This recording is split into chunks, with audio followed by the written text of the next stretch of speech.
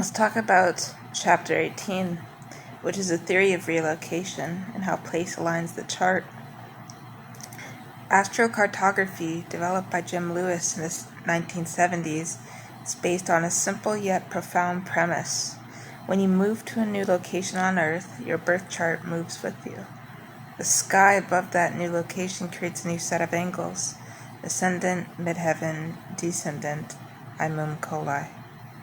A planet that was, for example, buried in your 12th house at birth might be rising on the eastern horizon in a new city.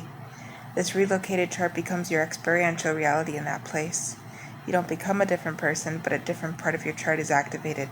You move to a place to become that planet. And what we'll do is this.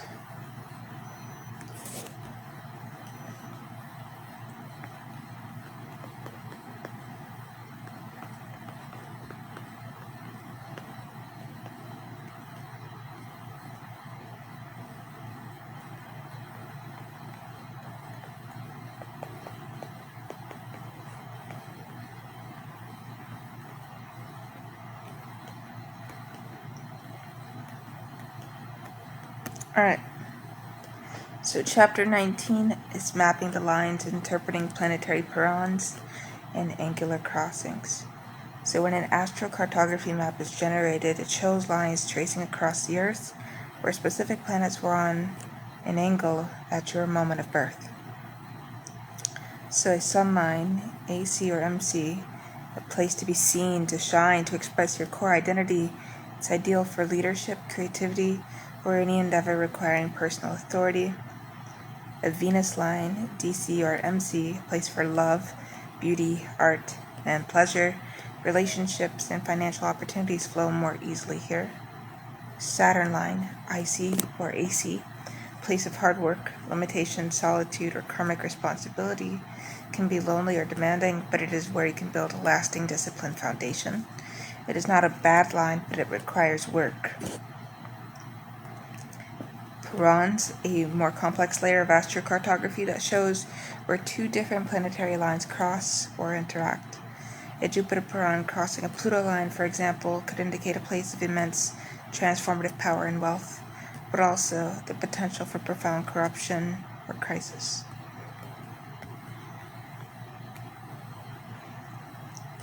Chapter 20 is DIY astrocartography, step-by-step guide to generating your maps at home or literally wherever.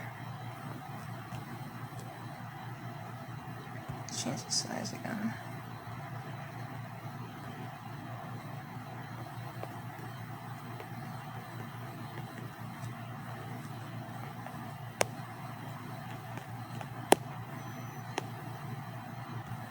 Alright.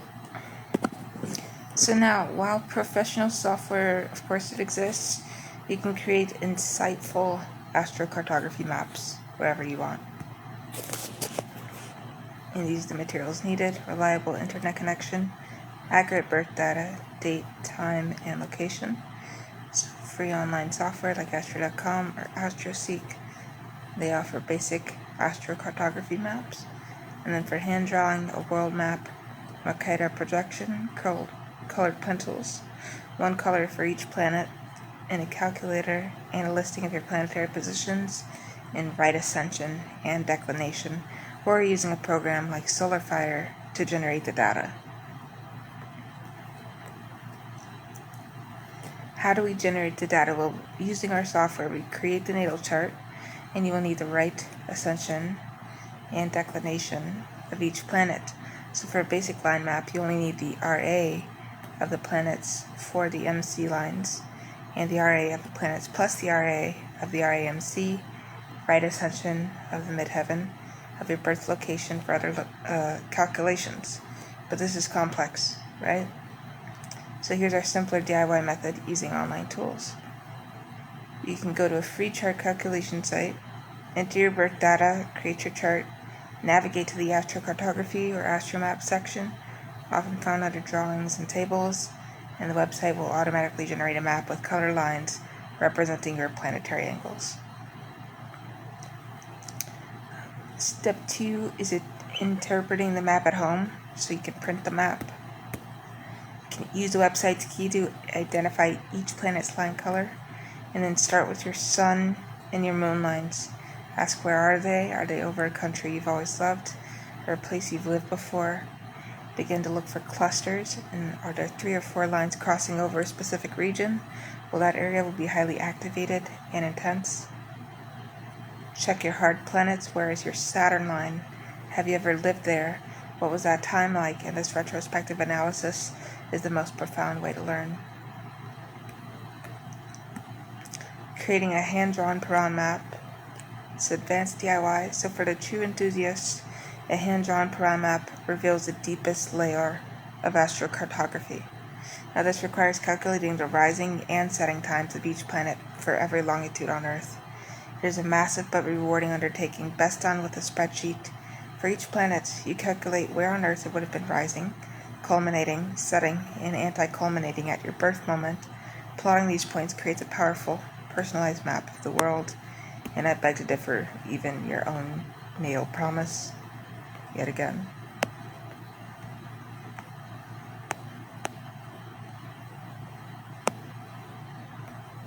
Alright.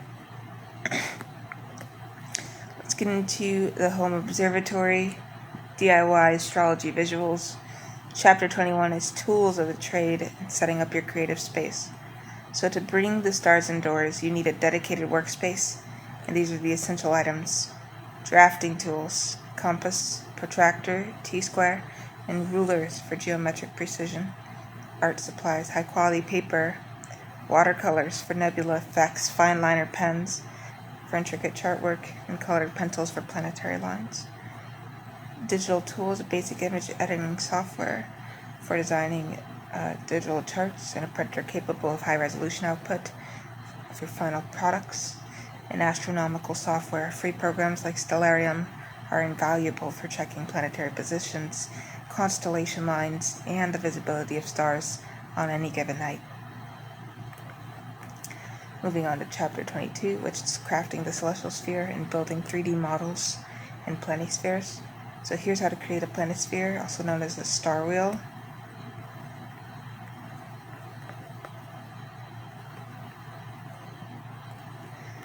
So a planisphere is an adjustable star chart that shows the visible stars for any date and time.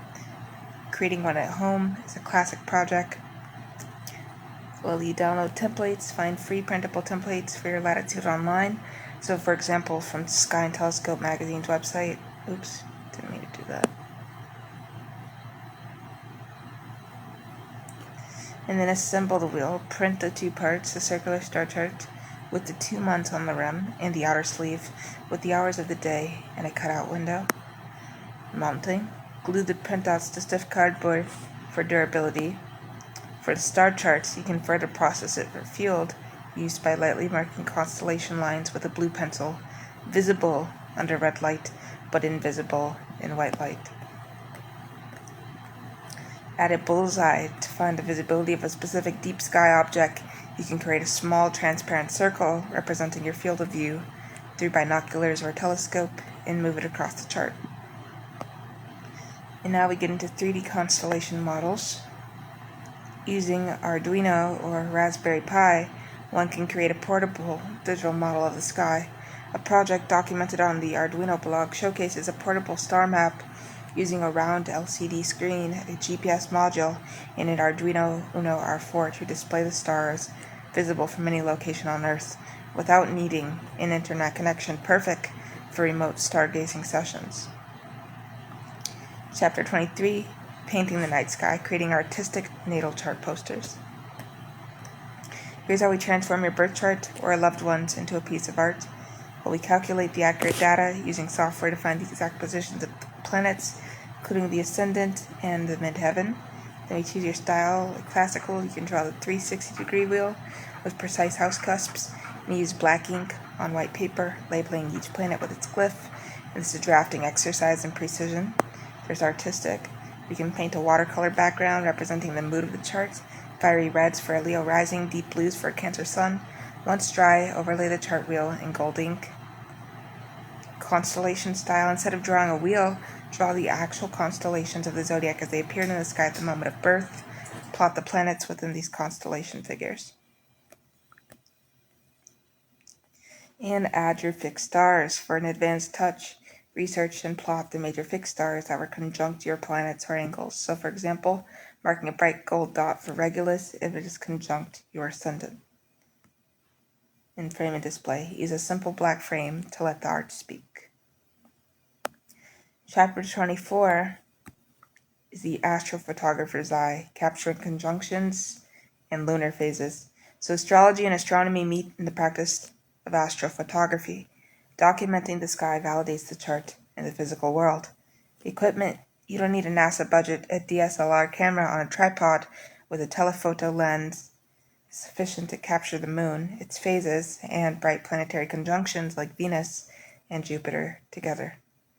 Timing is everything. Use your ephemeris or an app like Stellarium to predict when a significant transit is happening. So for example, your natal sun is being transited by Venus. Go outside and photograph the actual sky at that moment. Create a transit journal. Compile these photos into a journal. Next to the photo of a beautiful crescent moon, write your reflections. This practice grounds abstract astrological symbols in tangible visual beauty. And here is our conclusion with appendices real quick. The living sky, integrating knowledge into practice. So as you close this video, look up at the night sky, if it is night, wherever you are. It is no longer a distant field of pretty lights. It is a library, a map, a mirror, and a family. The wanderers, planets, move through the fixed stars, tracing ancient patterns that have guided humanity for millennia. The advanced terminology, the cross-cultural techniques, the homemade maps, all of these are tools. They are not the destination. The destination is a deeper relationship with yourself and the cosmos you inhabit. The sky is alive. It breathes through the cycles of the moon, speaks through the aspects of the day, and marks our journeys through the lines on our astrocartography maps. May your own journey be written in the stars, and may you always find your way home. Our appendices: Appendix A, glyphs and symbols, comprehensive list including major asteroids and fixed stars. Appendix B, planetary dignities table, essential and accidental. Appendix C, fixed star tables by season, stars visible in the northern and southern hemispheres. And Appendix D is glossary of advanced terms from Almuten to zodiacal releasing. So we are going to expand on these.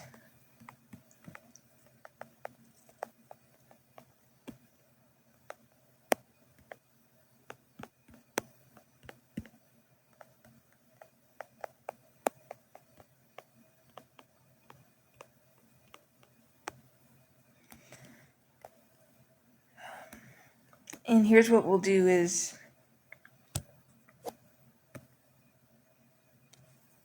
let's see if I can edit here.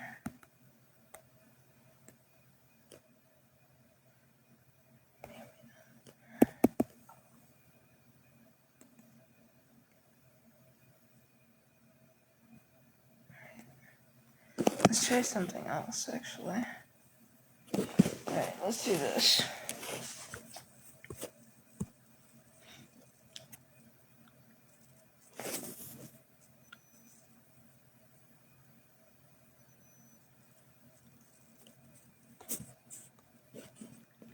Alright.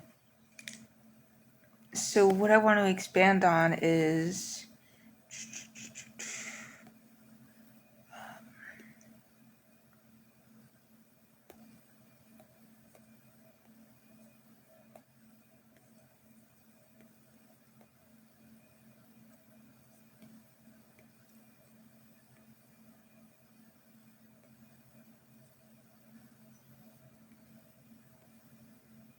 the appendixes here.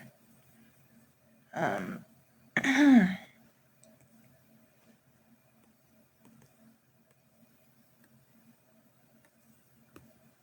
then one more thing, there was another thing.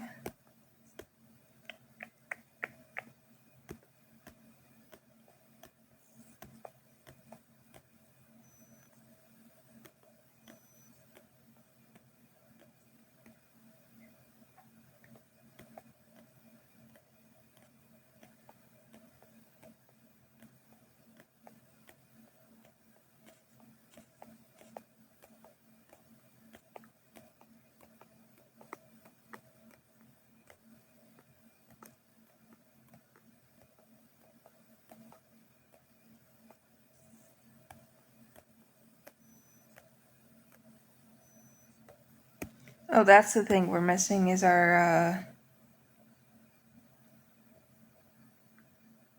bibliography. We have that, but we don't have our index. So here's what we'll do. We'll expand on that.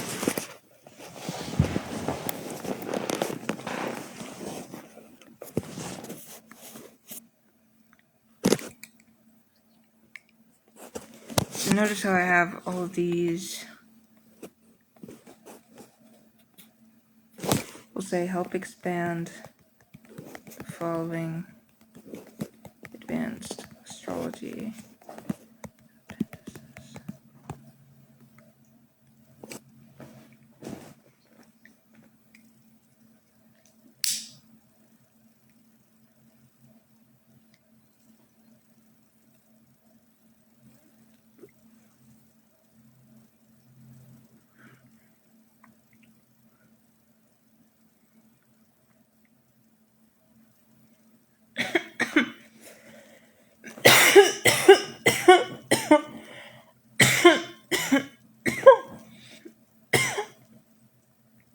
This is what we were looking for. This is exactly what we're looking for. And I'm also going to do this. Craft.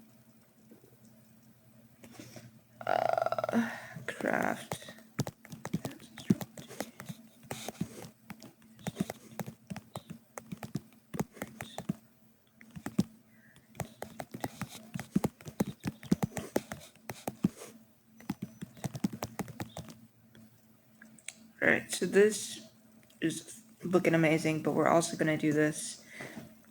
We're going to make even more tables and boards because this is going to be a longer video. I love astrology, and so I think we'll title this, not only was I just going over that book, and mainly just like the fundamentals of astrology to get into it. Trying to figure out a name for this video because it's going to be a pretty long one. And I gotta start making longer videos like this because the time is now.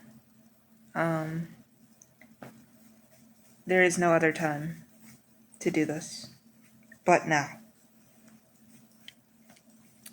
So while we wait for DeepSeek to finish up here,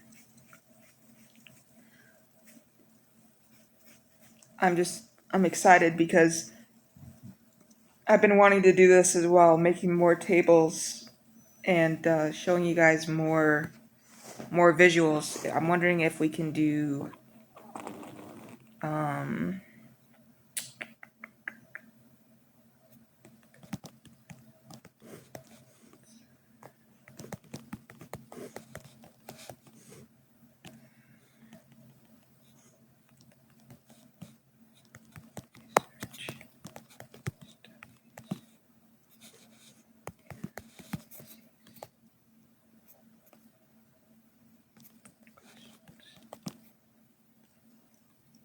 I have a lot of ideas really fast. So first I want to go through this. So this is the expanded appendices from what we just read. So Appendix A is glyphs and symbols. As you can see, this comprehensive guide includes traditional planets, modern celestial bodies, and fixed stars.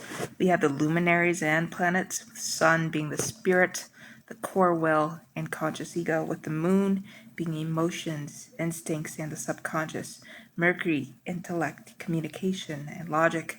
Venus, love, beauty, values. Mars, action, desire, aggression. Jupiter is expansion, luck, wisdom. Saturn is structure, discipline, karma.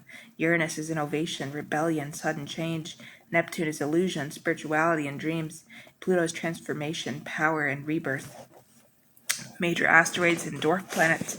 Ceres, nurturing, harvest, and motherhood. Pallas Athena is wisdom, strategy, creative intelligence. Juno, partnership, commitment, marriage. Vesta, focus, devotion, and sacred sexuality. Chiron, the wounded healer, bridging pain and wisdom. Aries, discord, strife, and forceful truth. Selected fixed stars: Algol, the demon star, associated with intensity and beheading, 16 degrees Gemini in 2025. We had an aspect. Aldebaran, royal star, eye of the bull, giving honor and integrity, 10 degrees Gemini. Regulus, the little king, promising power and status, 0 degrees Virgo. But it's really, of course, Leo. This is sidereal. So Spica, the fortunate one, bringing success and artistic talent. And Theres, a rival of Mars, giving a warlike and adventurous spirit. Alrighty.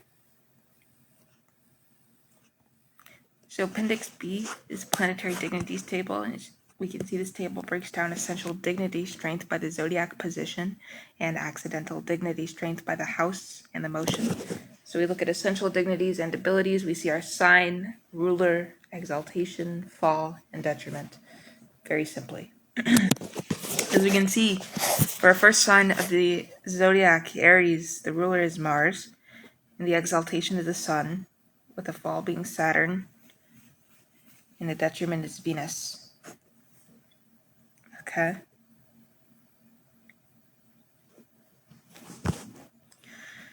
We know that Taurus is ruled by Venus.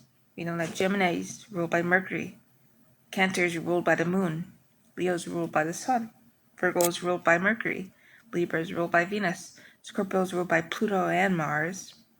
Mainly Pluto, in my opinion. Sagittarius is ruled by Jupiter. Capricorn is ruled by Saturn. Aquarius is ruled by Uranus and Saturn, mainly Saturn. Pisces is ruled by Neptune and Jupiter, mainly Neptune. Depends who you ask, depends the degrees, really, and the deacons. Alright?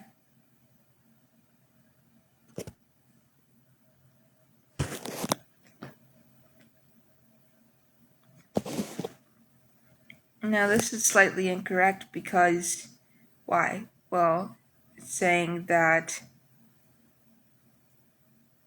there's no fall in Taurus, which is incorrect because why? What's fallen in Taurus? They said Mars is in detriment.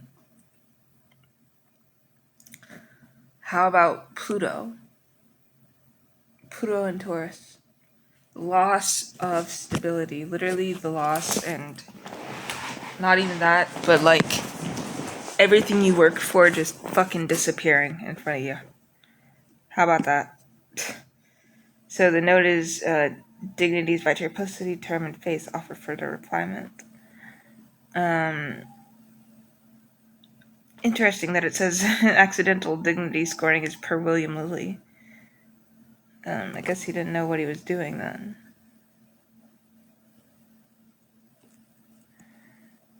Only, maybe this is just the AI came up with the table, and this isn't Lily's information. I can't totally tell.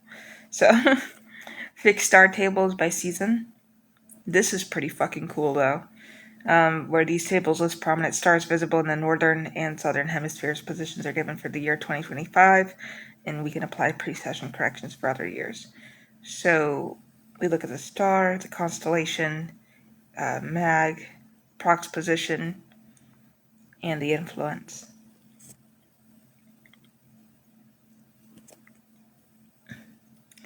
In Glossary of Advanced Terms, this is also pretty fucking helpful. Almuten is the planet with the most essential dignity, the domicile, exaltation, triplicity, term, face over a specific point in the chart, such as the degree or the ascendant. Anti-Scion is a point reflected across the Cancer-Capricorn axes. 0 degrees Cancer. Planets in Anti-Scion are said to mirror each other's influence, acting like a conjunction. Kazemi from the Arabic in the heart of the sun. A planet is Kazemi when it is within 17 minutes of arc of the sun, a state of immense power and purity. Dodecatemoria. Yeah, that makes sense. Dodecatemoria. I've said it before in other videos. It always stumbles me. The division of each sign into 12 equal parts of 2.5 degrees used to amplify or direct planet's energy to a specific area of life. Haze, a condition of sect where a masculine diurnal planet is in a masculine sign above the horizon during the day, strengthening its expression. Quadrant, one of the 4 quarters of the chart, divided by the horizon and meridian. influencing the angularity and power of planets. Zodiacal releasing, Ephesus, a Hellenistic Time Lord technique where the lot of fortune or spirit releases energy through the signs to determine the quality and timing of life periods. Let's look at this. Genius tables, Genius glyph matrix, Wizard circle of incantation. We can use this board to understand the magical intent of a celestial body and combine glyphs to form complex chart equations. So we have our celestial body, elemental glyph being our base, and our aspect glyph being our action.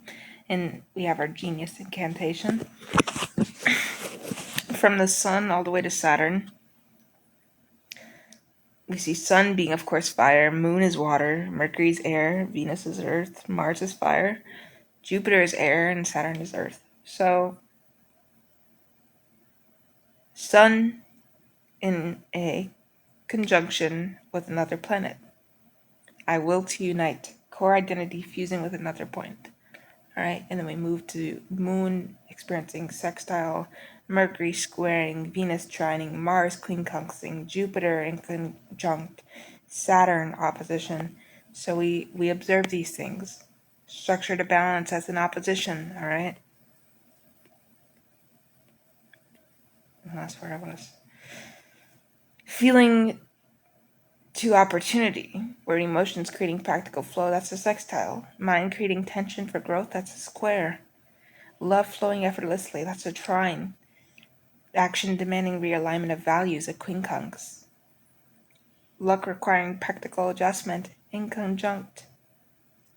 Discipline meeting its mirror, opposition. And now we see, to interpret a Mercury square Mars, we can read it horizontally. Like, I think to challenge Mercury, combined with I act to challenge Mars. The incantation becomes hasty thoughts, Mercury, create aggressive challenges, Mars, that must be resolved through mental discipline. Let's look at the alchemical board of dignity, in essence, the Almuten calculus. And this table allows a wizard to score a planet's power not just by position, but by its alchemical state.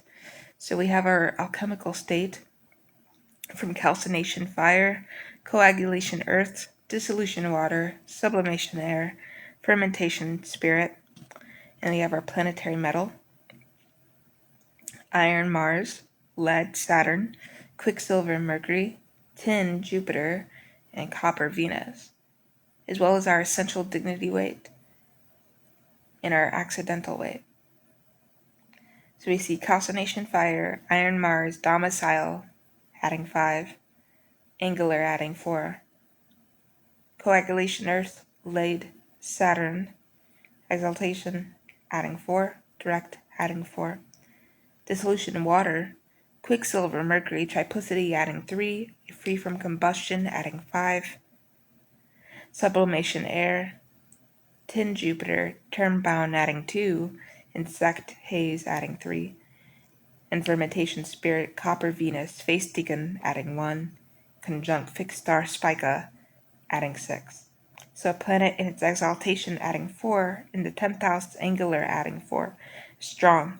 But if it is also retrograde, internalizing structure, it becomes a wizard of coagulation, a master of inner authority rather than public display.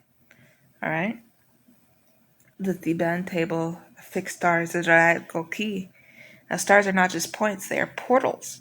This table lists their celestial function and the wizard's grade required to handle them.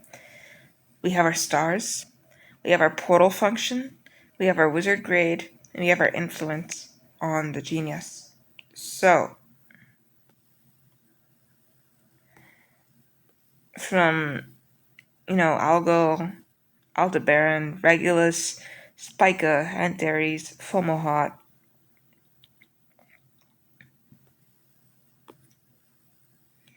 this is the horary matrix of accidentals, a scores board. Uses quick reference board to score a horary chart at a glance, okay? So a planet with a score above 20 is stellium strong, and below 0 is peregrine. We have our condition, our symbol, our points, and our wizard's interpretation. So our condition from angular, from succedent, cadent, direct in motion, retrograde, Cazimi, heart of the sun, combust under sunbeams and conjunct Spica. So our angular houses are the first house, the fourth house, the seventh house, and the 10th house. We have 5 points, the king's court, and the planet acts in the open.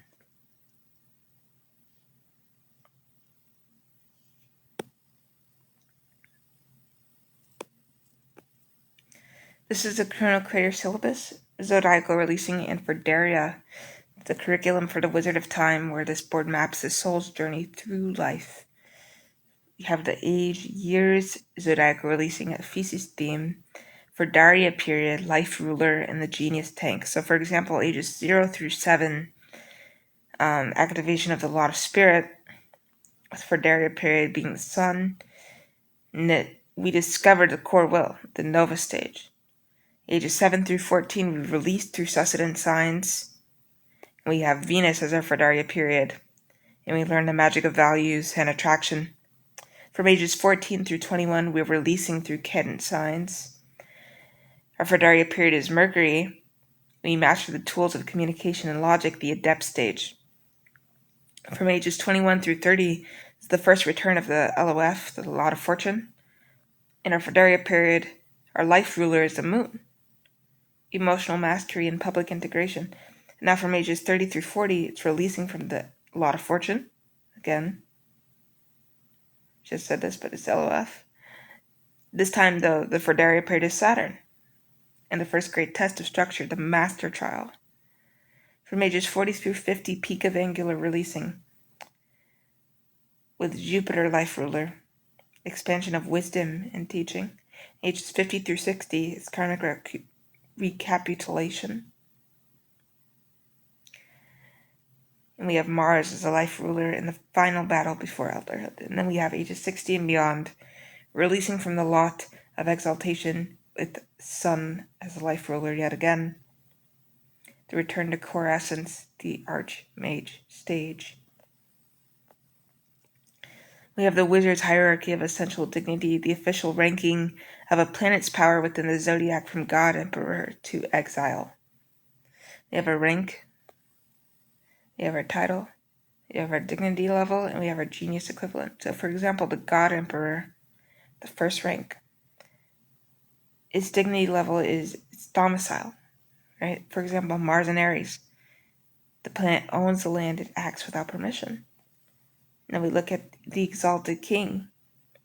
Exaltation, Sun in Aries, for example. The planet is honored here, it acts with pride.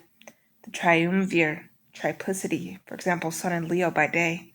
Now that planet is part of the ruling council. The Lord of the Manor, term-bound, for example, Jupiter in the first 6 degrees of Aries, where the planet rules only the small fiefdom. The Vassal, face deacon, for example, Mars in the first 10 degrees of Aries. The planet has a tiny office, weak but relevant. The peregrine, neutral. The planet is a wandering stranger, it has no resources. The detriment, for example, is Mars in Libra. The planet is in an enemy territory, it is hostile. And the fallen, for example, Mars in Cancer. The planet is in a pit, it is broken or desperate.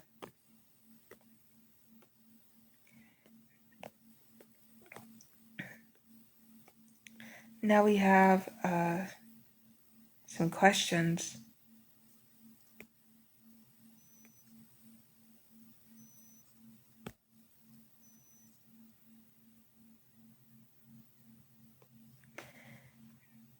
As you can see, came up with a few different things. So,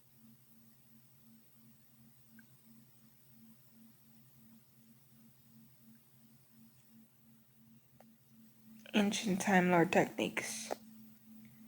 Alright. We will come back to that. I have so many videos I'm working on right now, it's insane. So just stay tuned. More coming very soon. Alright. I think I'll put that.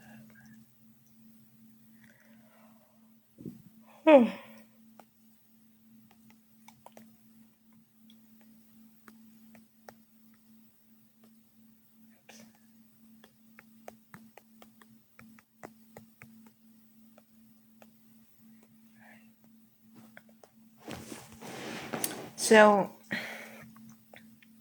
we have 4 different departments in this.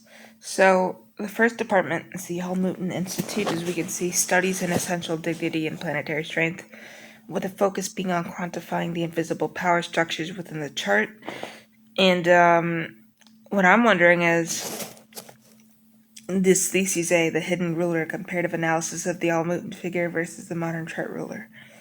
Our research question is, in charts where the Almuten of the chart, which is the planet with the highest essential dignity over the ascendant, differs from the traditional chart ruler planet ruling the ascendant sign, which planet better predicts career trajectory, life milestones, and public reputation, medium coli, over a 30-year longitudinal study?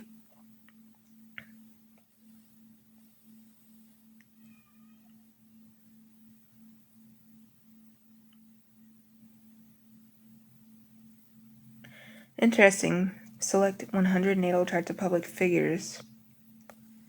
And that's something we could do with DeepSeek.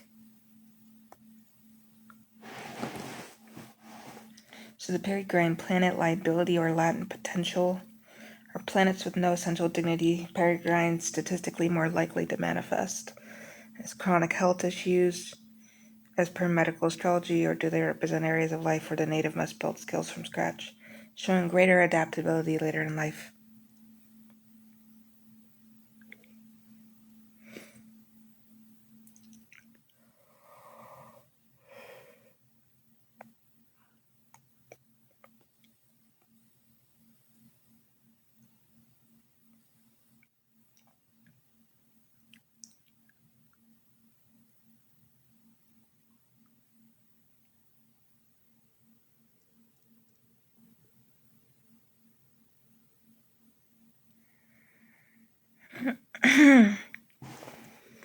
This is a pretty interesting question. When predicting the timing of major life events such as marriage, career change, illness, which Time Lord technique yields a higher statistical significance in a double-blind test? Hellenistic zodiacal releasing from the lot of spirit, or modern solar arc directions?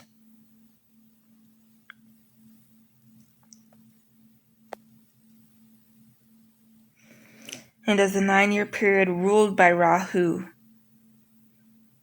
statistically correlate with an increase in fated events, major life changes, or encounters with significant others compared to other decennial periods?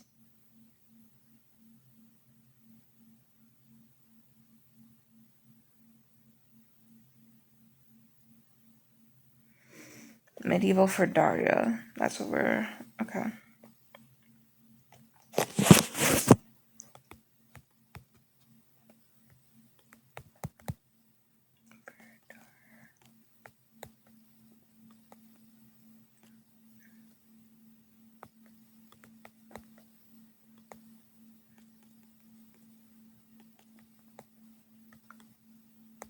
God, I'm so tired.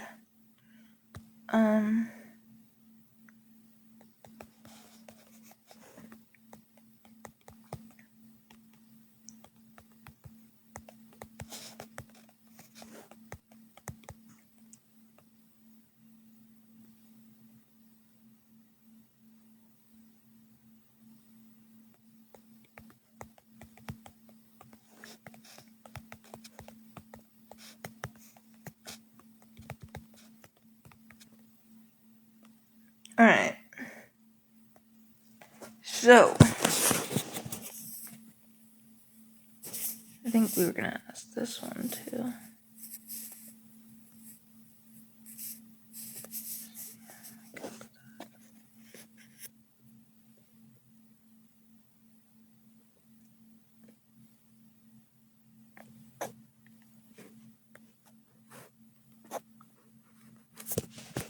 Alright. So now we have the Fixed Star Observatory, studies in stellar fixity, where we move beyond the planets to the influence of the celestial sphere. is there a statistically significant correlation between a star's helical rising at birth, a Puran, and the choice of a profession related to that star's mythological function compared to a simple conjunction by sign?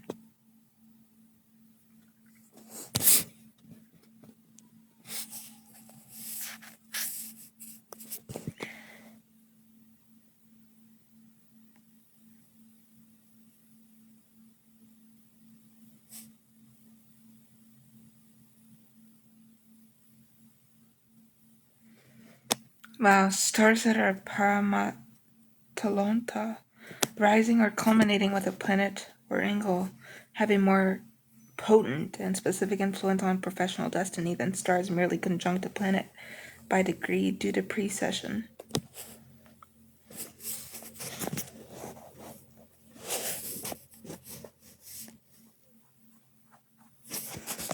In natal charts, does a conjunction of Chiron to the fixed star Algol, the beheader, correlate with a specific identifiable class of physical or psychological wounds related to the head, neck, or issues of oppression, victimhood, distinct from a Chiron Algol distinct from a Chiron Algol aspect by sign only?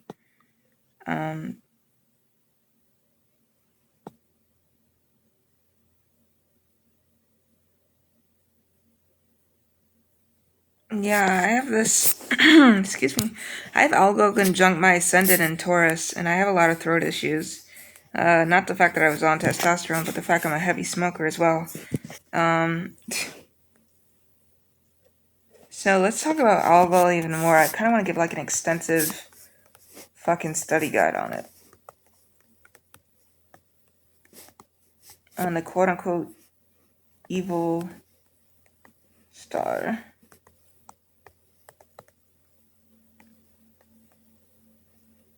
Evil fixed stars. I want to talk about Algol and Sheet and the history,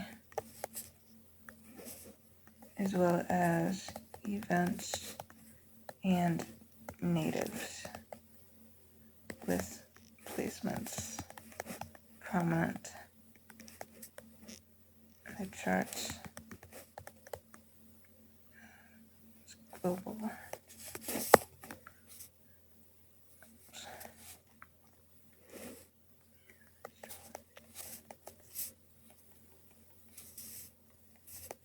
Probably do like it.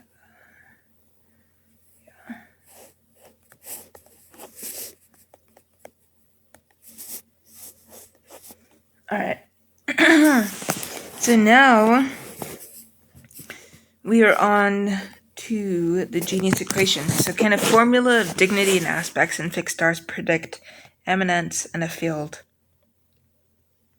Well, there's a question.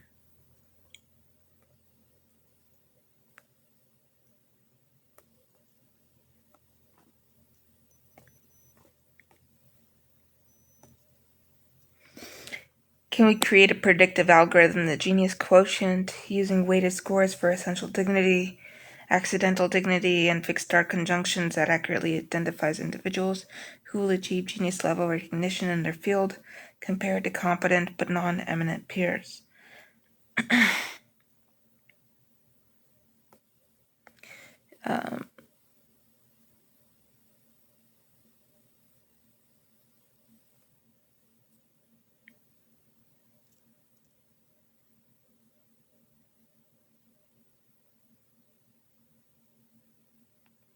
Interesting. Aspects and charts of mediums, mystics, and innovators, because the quincunx aspect statistically overrepresented in the charts of individuals whose work bridges two disparate fields. For example, artists, engineers, scientists, mystics, or who report channeling information, mediums.